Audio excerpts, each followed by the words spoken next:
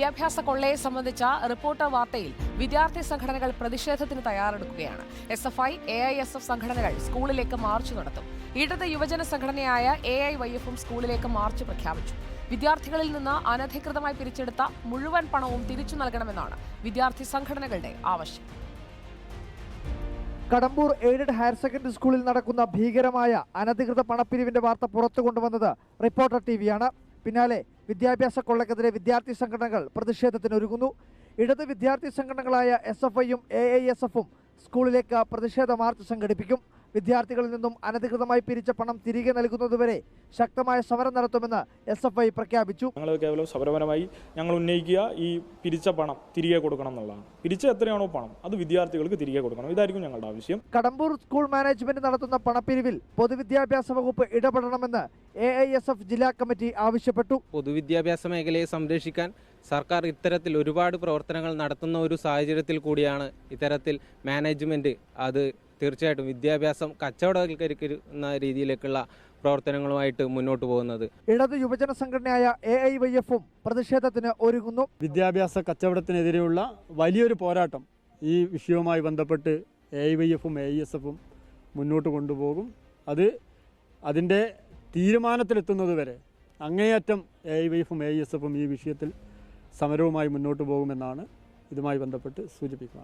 ഭീകരമായ കൊള്ളയിൽ നടപടിയെടുക്കേണ്ടത് ഭരണത്തിലുള്ള ഇടതു സർക്കാരാണ്.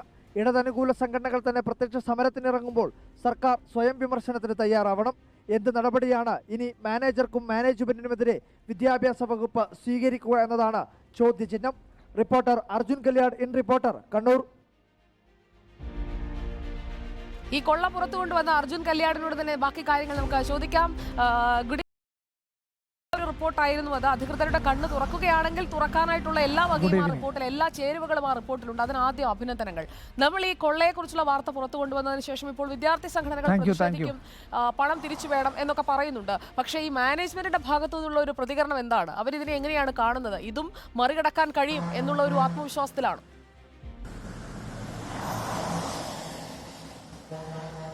സുജിയ, രക്ഷിതാക്കളുടെ പരാതികൾ, അത്തരത്തിൽ അധ്യാപകർക്കിടയിൽ നിന്ന് തന്നെയുള്ള അസ്വാരസ്യങ്ങൾ എല്ലാത്തിനെയും മറികടന്നതിന് സമാനമായി ഈ പ്രതിസന്ധിയെയും അല്ലെങ്കിൽ ഈ ഒരു വെല്ലുവിളിയെയും മറികടക്കാൻ കഴിയുമെന്നുള്ള ഒരു ദുരാഗ്രഹമാണ് ഈ മാനേജ്മെന്റിനുള്ളത് എന്നാണ് നമ്മൾ മനസ്സിലാക്കുന്നത്.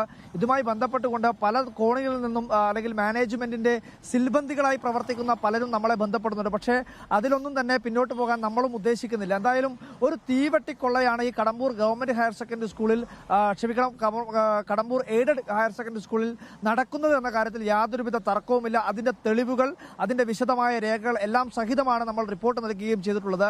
വിദ്യാർത്ഥി സംഘടനകൾ പ്രതിഷേധത്തിന് ഒരുങ്ങുന്നു എന്നത് ഒരു ശുഭസൂചകമായിട്ടുള്ള കാര്യമാണ്. അതിൽ തന്നെ SFIയും AISFും പ്രതിഷേധത്തിന് തയ്യാറാവുന്നു. ഭരിക്കുന്നത് ഇടതു സർക്കാരാണ്. അതുകൊണ്ട് തന്നെ ഇടതു സർക്കാരാണ് ഇതിനകത്ത്, അതിന്റെ വിദ്യാഭ്യാസ വകുപ്പാണ് ഇതിനകത്ത് പ്രഥമ ഒരു നടപടി സ്വീകരിക്കേണ്ടത്.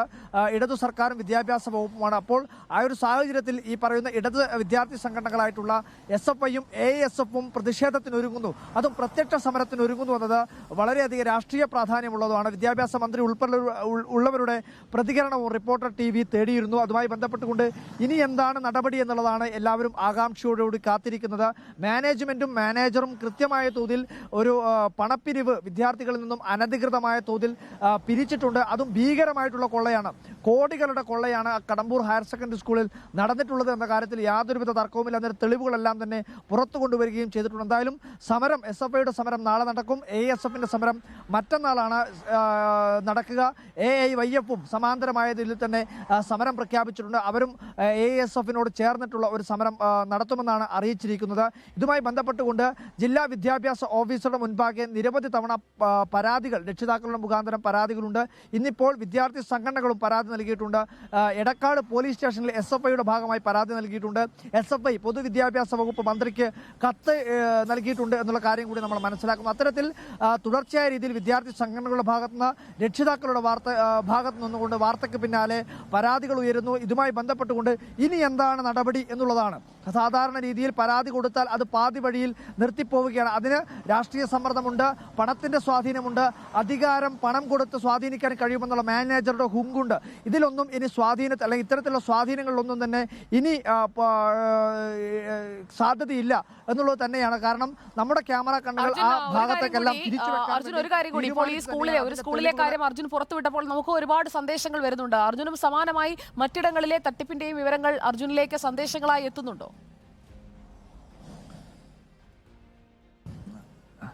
തീർച്ചയായിട്ടും സുജിയ, ഇതുമായി ബന്ധപ്പെട്ടുകൊണ്ട് കടമ്പൂർ ഹയർ സെക്കൻഡറി സ്കൂൾ ഭീകരമായ തോതിലുള്ള കൊള്ള നടന്നു എന്നുള്ള വാർത്ത നമ്മൾ കൊടുത്തതിന് പിന്നാലെ തന്നെ മറ്റ് പല മാനേജ്മെന്റ് സ്കൂളുകളിൽ നിന്നും, അതായത് എയ്ഡഡ് ഹയർ സ്കൂളുകളിൽ നിന്നും ഇത്തരത്തിലുള്ള ചില സൂചനകൾ നമുക്ക് ലഭിച്ചിട്ടുണ്ട്.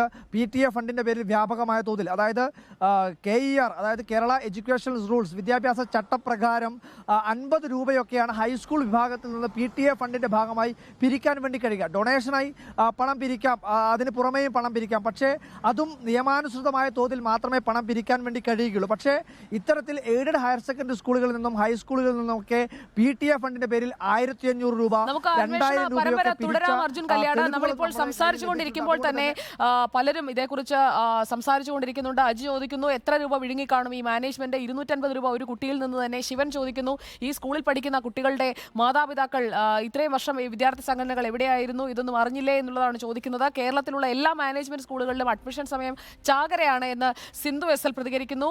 മറ്റൊരു കമന്റ്, കേരളത്തിൽ നടക്കുന്ന എയ്ഡഡ് കൊള്ളയെക്കുറിച്ച് ശക്തമായ സത്യസന്ധമായ അന്വേഷണ പരമ്പര കൊണ്ടുവന്നാൽ റിപ്പോർട്ടറിന് പിന്നെ നിലനിൽപ്പുണ്ടാകുമോ? വ്യക്തിപരമായ വിരോധമുള്ള 1-2 പേരെ കശക്കും, വമ്പന്മാർ സുരക്ഷിതർ. അത് ഞങ്ങളുടെ രീതിയല്ല, ഞങ്ങളുടെ ശൈലിയല്ല. ഞങ്ങളുടെ ശൈലിയിൽ വമ്പനും കുഞ്ഞനും ഒന്നുമില്ല.